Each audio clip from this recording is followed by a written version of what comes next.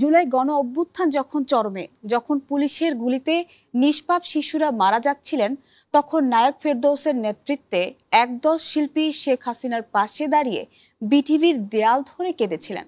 শেখ হাসিনা পলায়নের পর ফেরদৌসেরও হদিশ পাওয়া যাচ্ছিল না। অবশেষে বহুদিন পর তাকে দেখা গেল প্রকাশ্যে। ফেরদৌস কোথায় এবং কবে জনসম্মুখে দেখা দিলেন, বিস্তারিত জানবো নুরুল আফসারের রিপোর্টে।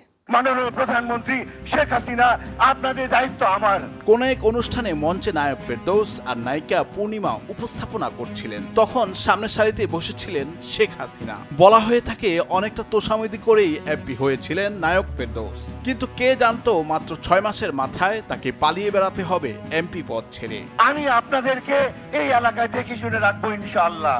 শেখ হাসিনা দেশ থেকে খবরের পর সরকারের অনেক মন্ত্রী এমপিরাও দেশ ছেড়েছিলেন। একদিন পরেই ভেঙে দেওয়া হয় সংসদ। এরপর আওয়ামী লীগ সমর্থিত তারকারা গা ঢাকা দেওয়ার পাশাপাশি অনেকেই দেশ ছেড়ে পালিয়েছেন। এই তালিকায় রয়েছেন চিত্রনায়ক ফেরদৌস আহমেদ। তখন গুঞ্জন উঠেছিল ফেরদৌস কলকাতা নায়িকা এবং দীর্ঘদিনের বান্ধবী ঋতুপর্ণা সেনগুপ্তের বাসায় আশ্রয় নিয়েছেন। পরে নায়িকা নিজেই বলেছেন তার বাসায় ফেরদৌস উঠেনি।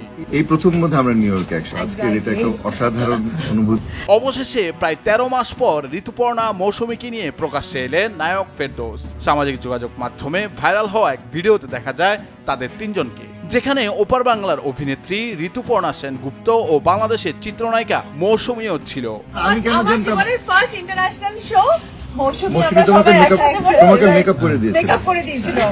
ভিডিওতে ফেরদৌসকে বলতে শোনা যায় এই প্রথমবার তারা একসঙ্গে নিউ ইয়র্কে গেছেন। তার কথায় এই দুই মহান নায়িকা সম্বন্ধে কিছু বলা যায়। আমরা তিনজন প্রচুর কাজ করেছি, আমরা তিনজন শুধুমাত্র একটা সিনেমায় কাজ করেছি।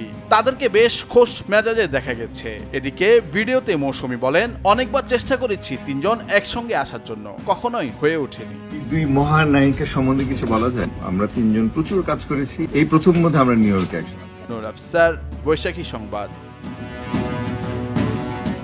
আমি আপনাদেরকে এই এলাকায় দেখে শুনে রাখবো ইনশাআল্লাহ।